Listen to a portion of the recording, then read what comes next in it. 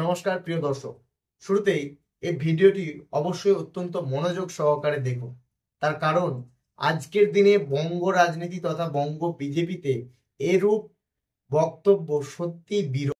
তো দর্শক, অবশ্যই ভিডিওটি মনোযোগ সহকারে দেখুন, তারপরে আসবো বিস্তারিত আলোচনায়। আজকে পশ্চিমবঙ্গ বাঁচতে চায়, বাংলা মুক্তি চায়, বাংলা পরিত্রাণ চায়, বাংলা ঘরের ছেলেকে ঘরে রাখতে চায়, বাংলার মানুষ ঘরের ছেলেকে ঘরের ভাত খাওয়াতে চায়, বাংলার মানুষ শিল্পায়ন চায়, বর্ধমানের মানুষ দুর্গাপুর, রানীগঞ্জ, আসানসোলের উত্থান দেখতে চায়। আজকে প্রধানমন্ত্রীর কাছে আমাদের আবেদন একটাই, আপনি আমাদের 1950 সালের 1960 দশকের এই দুর্গাপুরকে ফিরিয়ে দিন, আমাদের আসানসোলকে ফিরিয়ে দিন, আমাদের শিল্পায়নের ব্যবস্থা করে দিন। শিল্প ছাড়া বাঁচার অন্য কোনো পথ নেই। নতুন কর্মসংস্থানের সুযোগ সৃষ্টির জন্য আর বাংলার মানুষের সামনে অন্য কোনো পথ খোলা নেই। 3 ফসলি জমিকে কেড়ে নিয়ে শিল্প তৈরি করবার কোনো প্রয়োজন নেই। আমরা পশ্চিমবঙ্গের মাটিতে 1 বছরের মধ্যে করে দেখাবো। সমস্ত শিল্পপতিদের কাছে আহ্বান জানাচ্ছি, 1 বছর অপেক্ষা করুন, আপনি একটা ইনভেস্টমেন্ট ফ্রেন্ডলি স্টেট পাবেন। আমাদের জল আছে, আমাদের মেধা আছে, আমাদের টাকা আছে, আমাদের টোপোগ্রাফিক্যাল অ্যাডভান্টেজ আছে, আমাদের বিশ্বের দরজা খোলা আছে।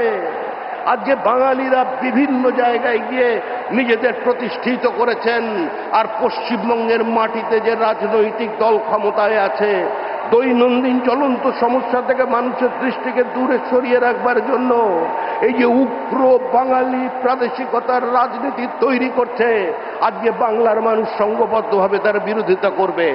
আমরা প্রথমে ভারতীয়, তারপর বাঙালি। এই শিক্ষা ঋষি বঙ্কিমচন্দ্র চট্টোপাধ্যায়ের শিক্ষা, এই শিক্ষা রবীন্দ্রনাথ ঠাকুরের শিক্ষা। আজকে রবীন্দ্রনাথ পর্যন্ত চ্যালেঞ্জ হয়ে যাচ্ছে পশ্চিমবঙ্গে। তাই আগামী দিন একটাই মন্ত্র প্রধানমন্ত্রী নরেন্দ্র মোদীর, যে today's religion is democracy and today's politics is development. এই নিয়ে আমরা এগিয়ে চলবো। তাই সমস্ত মানুষের কাছে আবেদন করে শেষ করছি, যে যেখানে থাকুন, কাউকে পতাকা ছাড়তে হবে না। যার যা মতাদর্শ হৃদয়ে রাখুন, মস্তিষ্কে রাখুন। কিছুদিনের জন্য দলের রংটা ভুলুন, আগে তৃণমূলকে সরান, তারপরে যে যার নিজের রং দলকে বেছে নেবেন। সংঘর্ষ নয়, সমন্বয় চাই, দাঙ্গা নয়, শান্তি চাই, হিংসা নয়। আজকে সমন্বয়ের মধ্যে দিয়েই আজকে পশ্চিমবঙ্গ এগিয়ে যাক। তো দর্শক, যদি ভিডিওটি আপনি মনোযোগ সহকারে দেখে থাকেন, তাহলে আপনিও আমার সাথে এই বিষয়ে একমত হবেন যে সত্যি আজকের দিনে বঙ্গ রাজনীতিতে এই রকম বক্তব্য সত্যি বিরল। আজকে যেখানে বিরোধী রাজনৈতিক দল বিজেপি তথা অন্যান্য রাজনৈতিক দলগুলো কেবলমাত্র শাসক দলের দুর্নীতি, খুন, রেপ এসবের বিরুদ্ধে প্রশ্ন তুলছে, তারা ভাবছে এইভাবে হয়তো তারা ক্ষমতায় আসতে পারবে।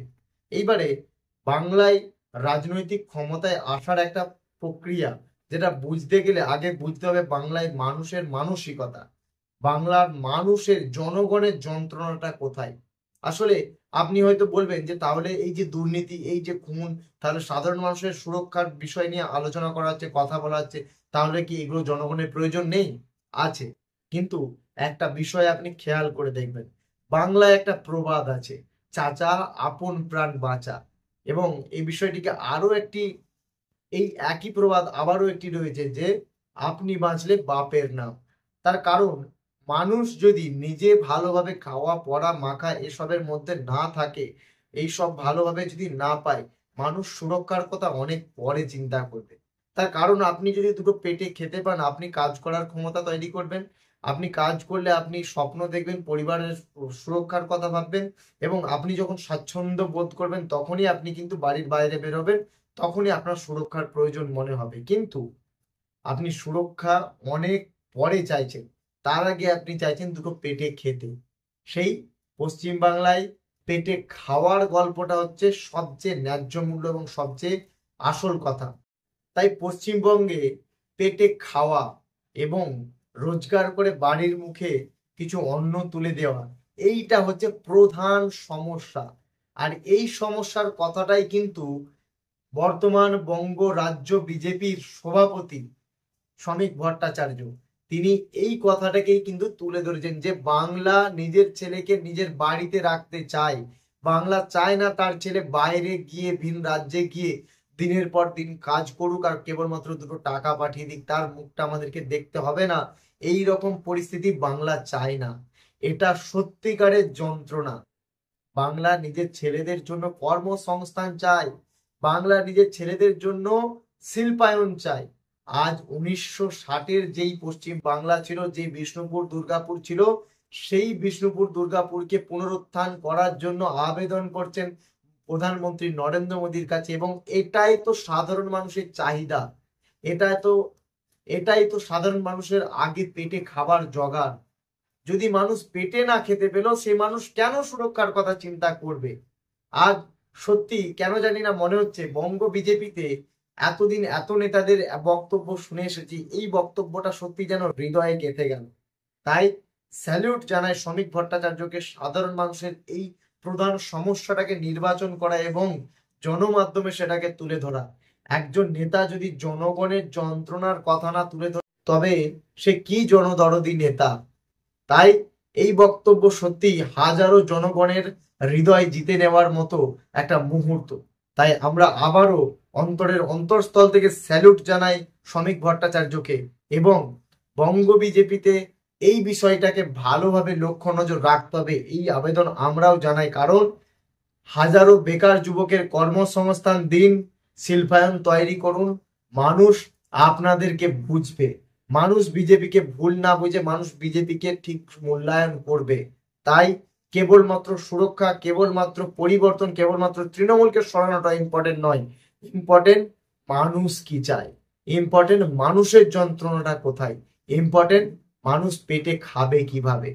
এটা সত্যি মানুষের আসল যন্ত্রণা। তার জন্য সত্যি এই বক্তব্য আজকের দিনে বঙ্গ রাজনীতিতে বিরল, সেটা বিজেপি বলুন তৃণমূল বলুন, এটা সত্যিই বিরল। তাই অনেক দিন পর একজন নেতার কথা শুনলাম, সাধারণ মানুষের জন্য তার আর্তনাদ শুনলাম, এটা সত্যিই ভালো লাগলো। তো দর্শক, এ বিষয়ে আপনার মূল্যবান মন্তব্য অবশ্যই জানাতে ভুলবেন না। আপনার মতে বঙ্গ বিজেপির শ্রমিক ভট্টাচার্য কি সঠিক মূল্যায়ন? অবশ্যই জানাতে ভুলবেন না। দেখা হচ্ছে পরবর্তী কোনো ভিডিওতে। আজকের জন্য এটুকুই। জয় হিন্দ, বন্দে মাতরম, ভারত মাতা কি জয়।